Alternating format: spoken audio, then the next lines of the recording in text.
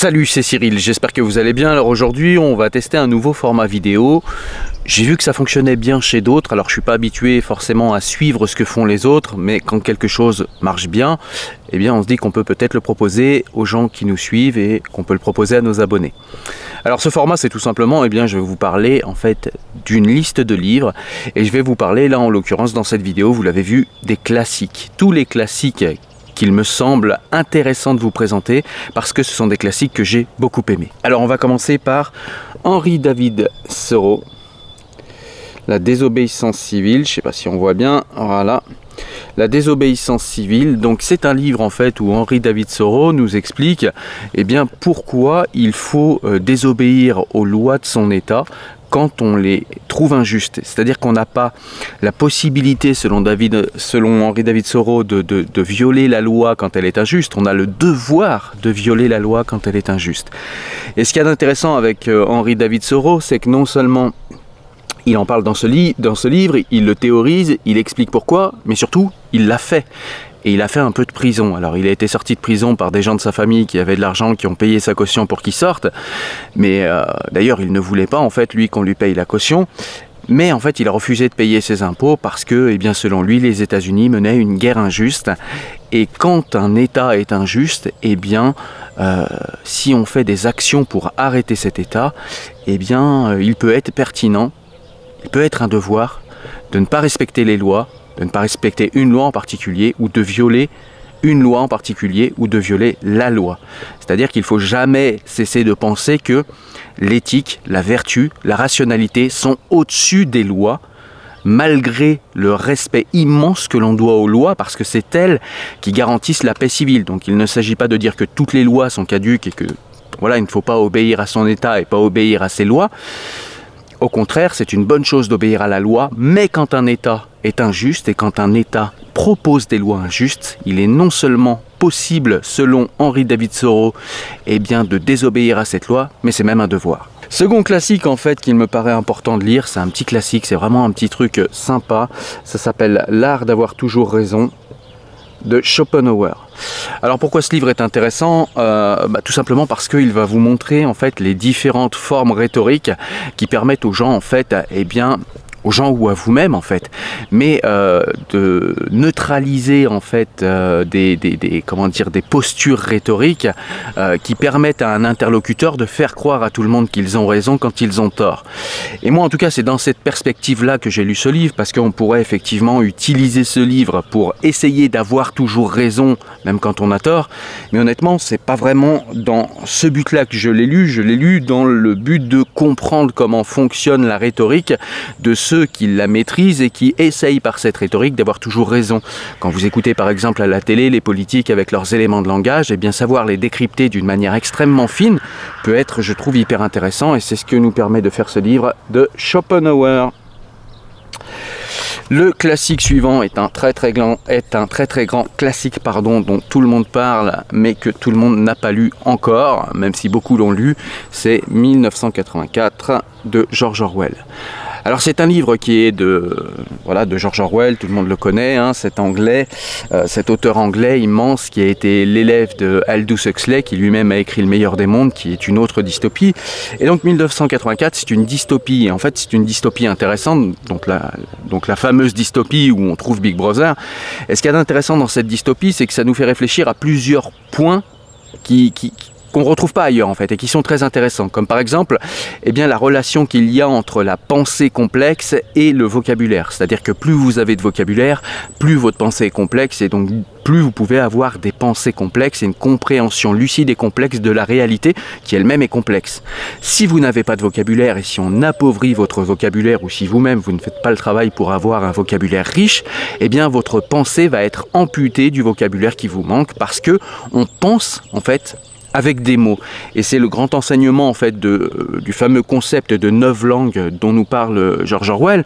Eh bien c'est que toutes les personnes qui ont pour projet conscient d'appauvrir la langue ou bien d'appauvrir le vocabulaire de certains pans de la population, eh bien c'est tout simplement pour appauvrir leur pensée.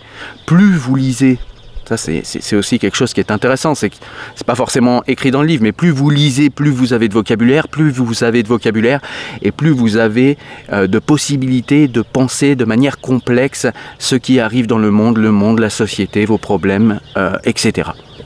Donc ça, c'est le premier enseignement. Le second enseignement, eh bien, c'est de nous montrer eh bien, comment on peut maintenir des populations en fait, eh bien, dans l'ignorance, dans l'appauvrissement intellectuel, l'appauvrissement. Dans ce livre, on parle beaucoup des prolétaires, par exemple. Je me souviens, il y a un endroit qui m'a intéressé, c'est que dans le livre, George Orwell nous dit en gros, les prolétaires, il n'y avait même pas besoin de les endoctriner parce que de toute façon, en fait, ils n'avaient pas de revendications soutenues par des pensées lucides, constantes, intéressantes et des pensées de fond. Donc en gros, les prolétaires, ils se mettent parfois en colère, parfois ils se révoltent, il suffit d'attendre que ça passe et finalement, ils rentrent dans le rang et ils recommencent à continuer leur petite vie tranquille et pépère parce que, encore une fois, eh bien, leurs colères ne sont maintenues et soutenues par aucune idée générale et par aucune analyse véritablement conséquente de la société dans laquelle ils vivent.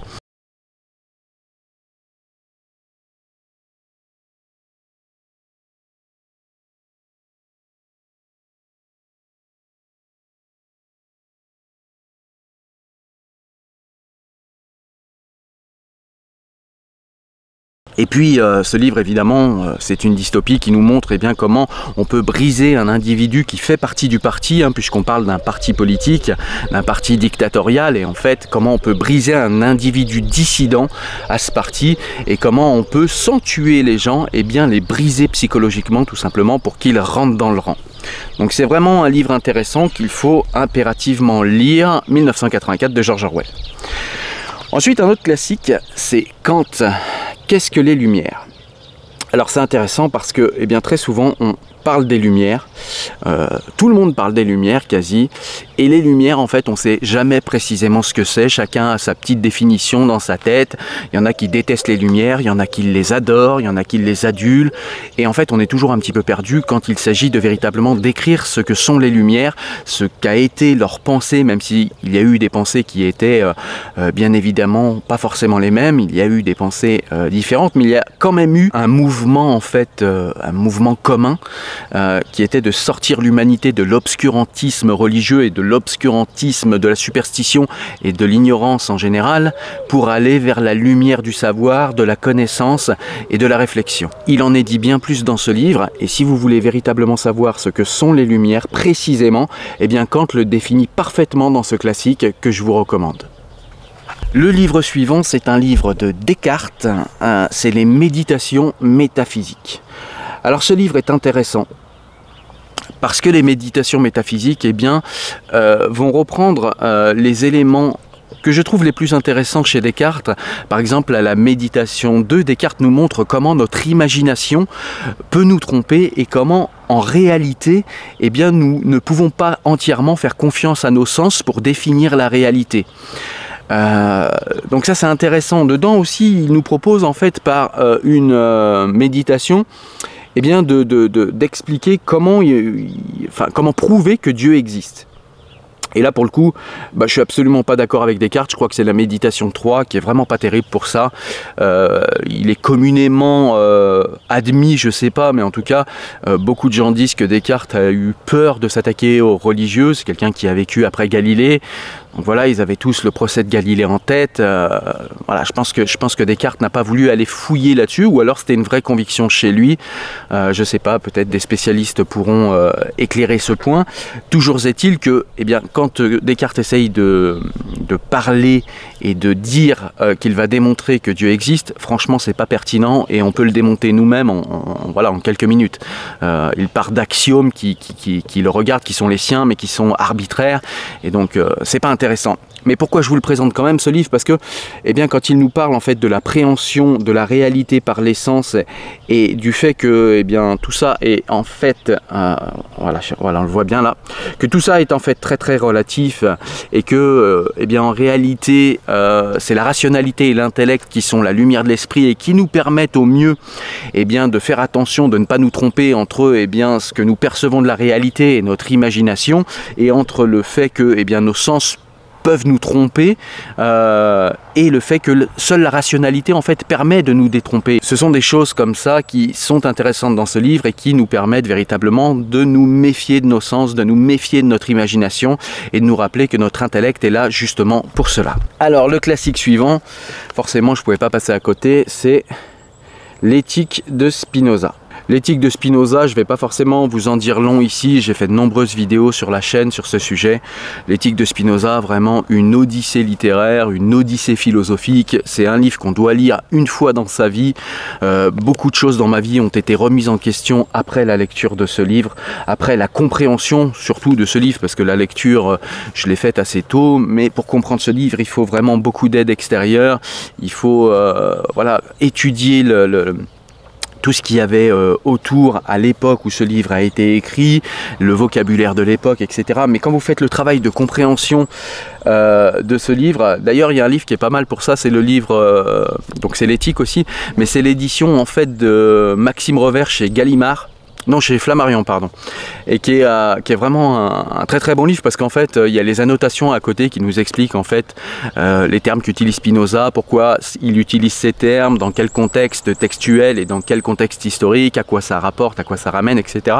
Ça nous permet de comprendre l'éthique beaucoup plus vite. Mais ce livre est vraiment une odyssée philosophique qu'il faut faire une fois dans sa vie. Et franchement, je vous garantis que si vous lisez véritablement en faisant un effort de compréhension de ce livre, je vous garantis que votre vie, elle va véritablement changer en mieux et votre compréhension de la vie également. Un autre livre de Spinoza que je voulais vous présenter dans cette présentation de classique, c'est le traité des autorités théologiques et politiques.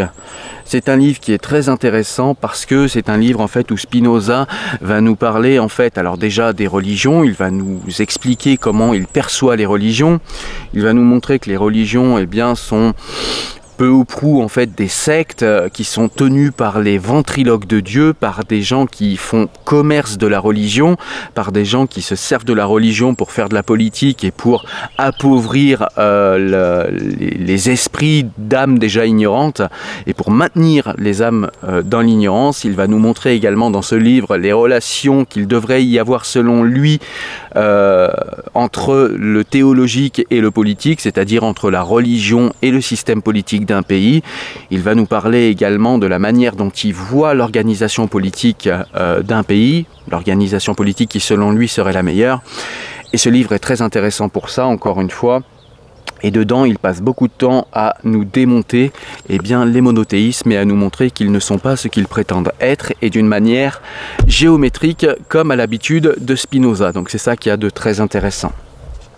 Un autre livre, un autre classique de Descartes, celui-ci c'est le discours de la méthode de Descartes. Et dans ce livre qui est très très abordable, que je vous conseille vraiment, hein, c'est vraiment un livre de philosophie qui est, voilà, qui est très très abordable, que tout le monde peut lire, même si vous n'êtes pas habitué à la philosophie, c'est un livre très intéressant. Et dans ce livre, eh bien, il y a les points majeurs de la philosophie de Descartes, alors qui ne sont pas forcément exprimés dans le détail, mais en tout cas on a vraiment tout, et ce livre a été écrit, et c'est une singularité, en français, parce que Descartes souhaitait que tout le monde puisse lire ce livre, parce que les livres d'érudits à son époque eh bien, étaient plutôt écrits en latin. Celui-là a été écrit dès le départ en français, le discours de la méthode. Et c'est un livre en fait qui va nous parler effectivement eh bien, de la déception qu'a subi Descartes quand il est allé à l'université, en fait des savoirs qu'il a trouvés quand même assez relatifs. Et en fait il a essayé de trouver une méthode pour pouvoir former des certitudes qui ne soient pas relatives et qui soient indubitables, c'est-à-dire qui soient factuellement démontrées et qui ne soient pas réfutables. Et donc c'est dans ce fameux livre qu'il y a le Cogito de Descartes, le très connu Cogito, le Je pense donc je suis, où il se départit de tout ce à quoi il a cru dans sa vie, de toutes les choses qu'on lui a appris, et quand il se départit de tout ça, il lui reste une seule chose qui est indubitable selon lui et de laquelle on ne peut pas douter, c'est que si je pense, eh bien ça veut dire que je suis. Descartes va jusqu'à douter du corps, de l'existence de son corps. Enfin voilà, on est presque dans Matrix là, c'est-à-dire qu'il est en train de nous dire, Descartes, dans le discours de la méthode, qu'on peut douter d'absolument tout, en fait, de l'existence de la réalité, de l'existence même de son propre corps. Mais s'il y a quelque chose de quoi on ne peut pas douter, eh bien c'est que si je doute ça veut dire que je pense, et si je pense, ça veut dire que je suis, parce que je suis l'objet pensant, il y a quelque chose qui doute, il y a quelque chose qui pense, donc si je pense, ça veut dire que je suis. Et c'est le fameux cogito de Descartes qui se trouve dans ce livre, encore une fois, très abordable. Le classique suivant, c'est un classique de Platon, c'est le Gorgias de Platon. Un livre que je vous ai chroniqué sur la chaîne, comme de nombreux livres là que je vous ai présentés, je vous mettrai tous les liens en description, n'ayez crainte. Alors ce livre, le Gorgias de Platon, est un classique selon moi, il est très intéressant parce qu'il permet en fait de réfléchir à ce qu'est la rhétorique, à ce qu'elle peut apporter, à ce qu'elle n'est pas, au danger que comporte la rhétorique quand elle est mal employée, mal utilisée, ou quand elle est utilisée ou employée à des fins, à de mauvaises fins, à des fins retorses, et de la relation qu'il y a entre la rhétorique et l'éthique. Et je trouve que c'est extrêmement intéressant, mine de rien. Et ça permet eh bien, de comprendre que eh bien, la rhétorique n'est pas forcément l'éthique, ça c'est assez commun, on peut le comprendre, mais en quoi surtout, eh bien, souvent la rhétorique se fait passer pour l'éthique alors qu'elle ne l'est pas du tout, et en quoi la vérité n'a peut-être pas forcément toujours besoin de rhétorique, parce que la vérité se suffit à elle-même, la sagesse se suffit à elle-même, et la rhétorique est peut-être un artifice qui n'est pas utile, en tout cas c'est ce que vous découvrirez dans le Gorgias de Platon. Le classique suivant est un livre très intéressant de Tocqueville, c'est Tocqueville ou la démocratie en Amérique. Alors ce livre est très intéressant, moi je découvre Tocqueville avec ce livre-là, et en fait ce que j'ai trouvé très intéressant dans ce livre, c'est tout simplement que Tocqueville va... il fait une critique de la démocratie en Amérique, clairement, mais ce que j'ai trouvé plus intéressant encore dans ce livre, c'est qu'il nous rappelle la construction historique et politique et même la construction politique dans son historicité de l'Amérique, des États-Unis d'Amérique. Et je trouve ça très intéressant en fait parce que ça nous permet de comprendre les différences culturelles, les différences politiques et idéologiques qu'il y a souvent entre la France et les États-Unis. Très souvent, on a une Amérique qui ne comprend pas l'universalisme français, qui ne comprend pas l'anticommunautarisme farouche des Français, qui ne comprend pas non plus eh bien, le fait que les Français souhaitent la plupart du temps rejeter toute... tout symbole religieux dans l'espace privé. Et en fait, ce livre eh bien, nous explique et nous fait comprendre pourquoi en fait les États-Unis ont cette préhension des choses, pourquoi les États-Unis sont foncièrement une nation communautariste. Voilà, ça a une explication au niveau historique, tout ça. Et je vous ai fait sur la chaîne une vidéo où je vous parle de l'historicité de la construction politique française et de pourquoi en France l'universalisme fait encore consensus, même si c'est de moins en moins vrai, mais en tout cas pourquoi il y a un universalisme assez rigoureux et robuste en France. Et du coup, eh bien, ce livre, eh bien, c'est le pendant de l'autre vidéo que j'ai fait qui nous explique pourquoi les États-Unis sont foncièrement communautaristes et ont un système politique qui est très différent du nôtre, qui a ses points faibles, mais qui a aussi ses points forts. Et il y a vraiment des analyses intéressantes là-dedans. Donc merci Alexis de Tocqueville. Il faudra que je lise les tomes suivants, mais déjà le tome 1 est très intéressant. Pareil, c'est un livre qui est très abordable, alors qui est assez épais honnêtement. Là il est en version poche, hein, donc c'est pour ça qu'il est un peu plus épais, mais vraiment un livre intéressant qui passe assez vite finalement. Et donc le dernier classique dont je voulais vous parler aujourd'hui, c'est un classique d'Étienne de la Boétie, le fameux discours de la servitude volontaire, qui explique en long, en large et en travers, malgré que le livre soit tout petit. C'est vraiment un livre qui est fin et qui pourtant vous expliquera d'une manière, je veux dire, quand vous allez lire ce livre, vous ne pourrez plus revenir en arrière. Très souvent on dit qu'on ne peut pas désapprendre quelque chose, on ne peut pas savoir quelque chose. Quand on sait, c'est trop tard.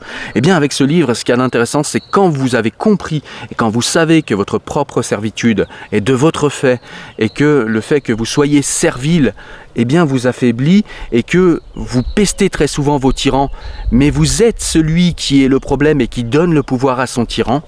Et bien quand vous avez compris ça et que vous avez lu ce livre, eh bien ça change votre vie pour toujours. Et donc ça la change selon moi, ça la change véritablement en bien.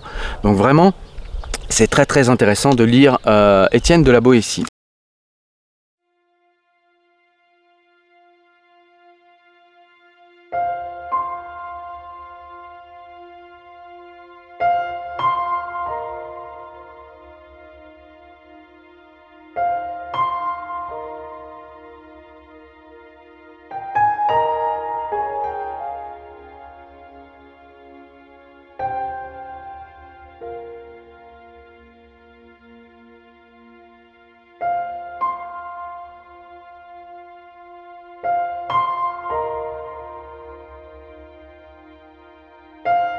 Et puis j'avais deux livres bonus dont je voulais vous parler. Ce sont des éditions Pléiade, celle de Voltaire, voilà, contes et romans.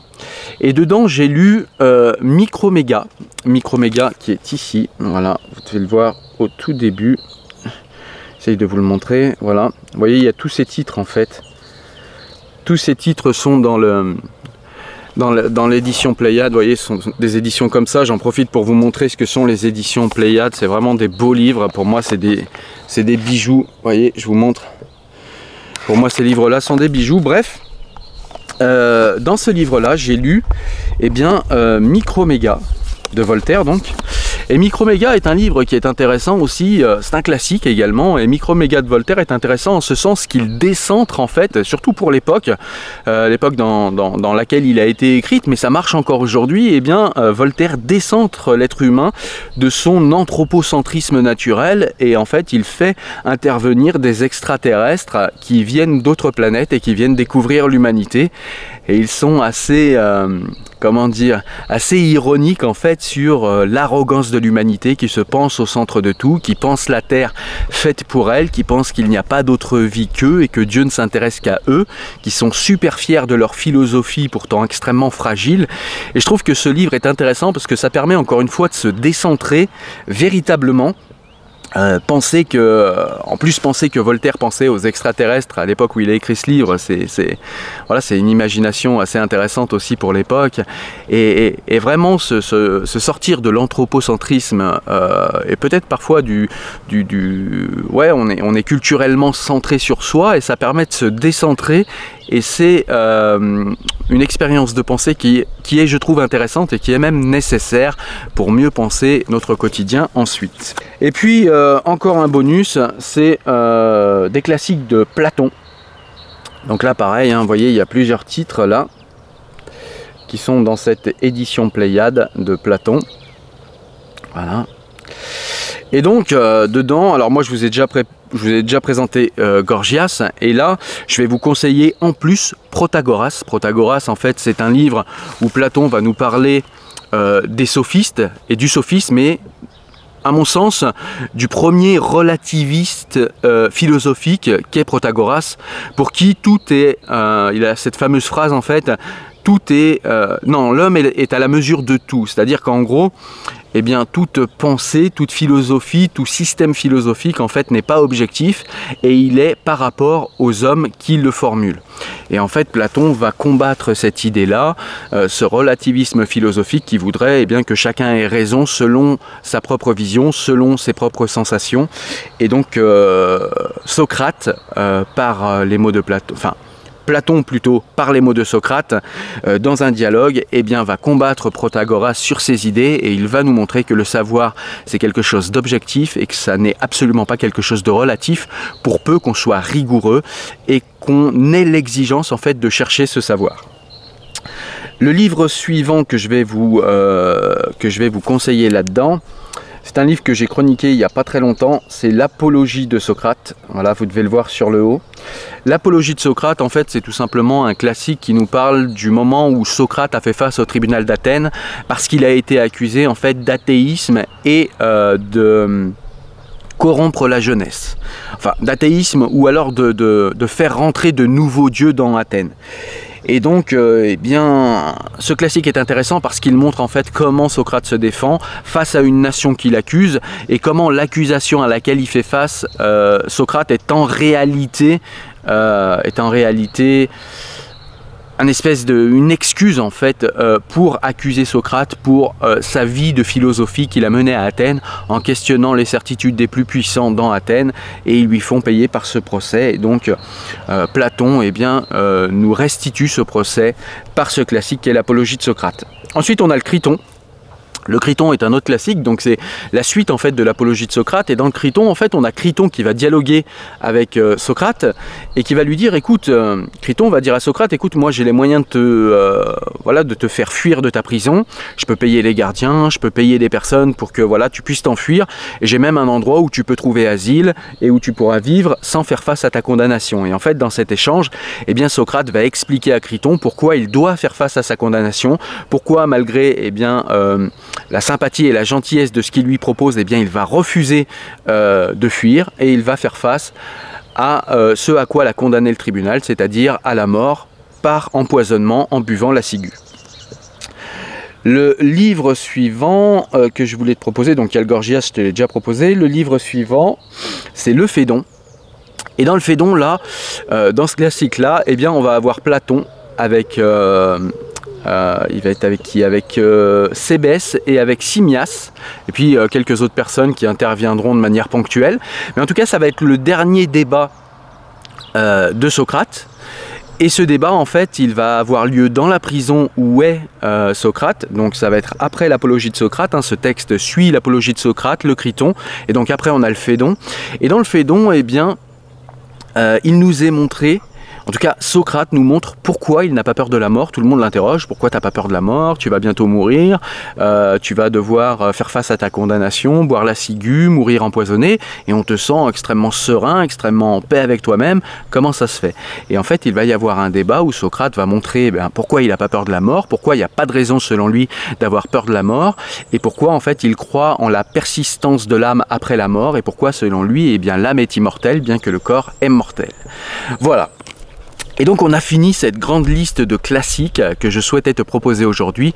Tous ces livres sont véritablement assez abordables, sauf peut-être l'éthique de Spinoza qui est assez costaude à lire, mais sinon tous les livres que je t'ai présentés là sont des classiques qui sont très abordables, qui sont vraiment des piliers quand on veut commencer à faire un peu de philosophie et même quand on veut essayer de penser par soi-même. Je trouve que ce sont des piliers indispensables. Je pourrais en rajouter d'autres. Je me suis tâté de mettre la critique de la raison pure de Kant, mais je pense que je t'en parlerai plus tard. La critique de la raison pratique de Kant aussi. J'ai pas tout à fait fini en fait l'étude des œuvres de Kant, donc c'est pour ça que je t'en parlerai sûrement plus tard. Mais en tout cas, déjà là, tu as une bonne liste de classiques pour commencer à véritablement faire de la philosophie sérieusement dans ta vie de tous les jours, parce qu'on l'oublie souvent. Les philosophes sont des gens qui sont parfois...